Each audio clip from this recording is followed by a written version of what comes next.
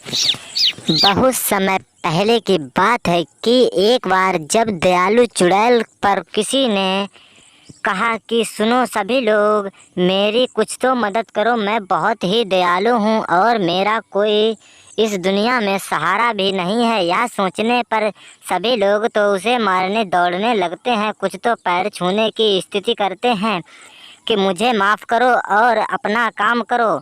यह सोचने पर पिंकी कहती है कि सभी लोगों को तो यह सोचना ही चाहिए कि चुड़ैल तो दयालु है, लेकिन वह पता नहीं किस टाइम किसे मार दे, या किसी पर भरोसा नहीं कर सकते।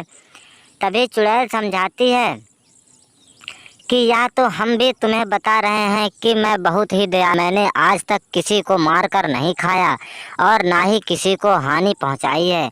मैं जब भी काम करती थी तो वह समझकर कहती थी। यह सोचने पर पिंकी ने कहा चलो मैं अपनी माँ को बताती हूँ, वे आती हैं।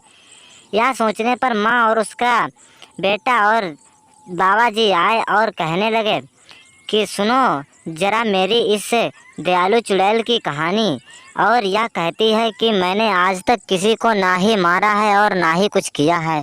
यह सोचने पर बाबा जी कहते हैं उससे, अरे ये तो बेहोश हो गई, साथ में बाबा जी भी, उनका कहने का कुछ मतलब ही नहीं रह गया। यह सोचने पर राहुल भी बेचारा चुपचाप बैठकर खड़ा हुआ और कहने लगा, अरे तुम लोग कर क्या रहे हो, यहाँ क्या करने आए हो। तभी चुड़ैल तो कहती है, अरे मैं बहुत दयालु हूँ, मेरी बातों पर गौर तो करो। यह सोचने पर बाबा कहते हैं, लगता तो है तू दयालु है, लेकिन कुछ समझ में नहीं आ रहा है। यह समझने पर उन्होंने कहा, अगर आपको पता नहीं है तो आप मेरे साथ चलिए, मैं आपको दिखाती हूँ मेरा इस शहर में कितना नाम चल रहा है, या गांव में चलकर देखिए। यह सोचने पर वह उन्हें गांव में लेकर जाती है और कहती है, मेरे साथ मेरे पुलिस वाले और गांव के सभी प्रत्याशी हैं।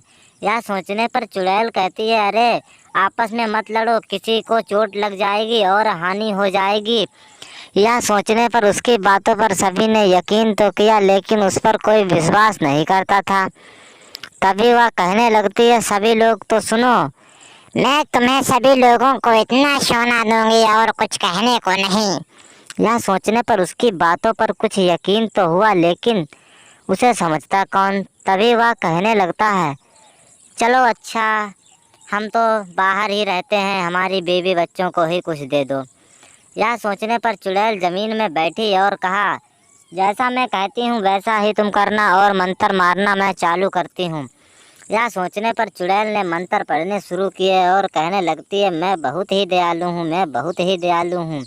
यह सोचने पर पुलिस वाले ने भी भरोसा किया, लेकिन आगे जाते ही जैसे ही उसने दो रूप रख लिए तो सरपंच जी साधु को लेकर आए और कहा, इन चुड़ैलों को मार दो।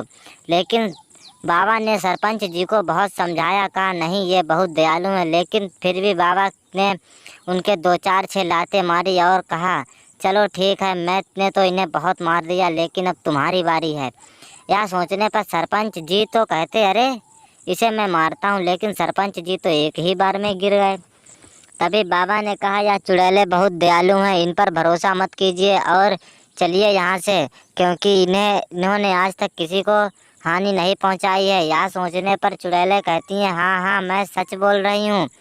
और तभी वे कहती हैं, चलो ठीक है, मैं भी जाता हूँ और तुम भी जाओ। दयालु चुड़ैल की कहानी में बहुत ही मज़ा आया, ऐसी कहानियाँ मैं बहुत देखता हूँ।